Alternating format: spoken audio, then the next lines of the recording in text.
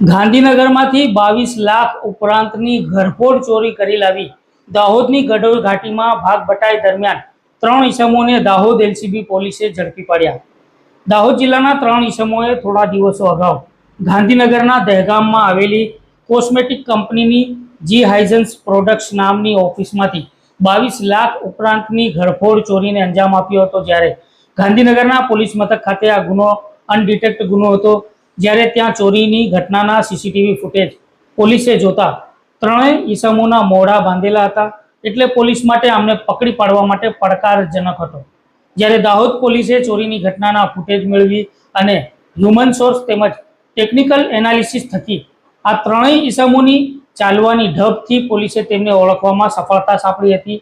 જ્યારે આ ત્રણેય ઈસમોને હ્યુમન સોર્સના માધ્યમથી માહિતી એકત્રિત કરવાનું જાણવા મળ્યું, ત્યારે દાહોદ એલસીબીના પીઆઈ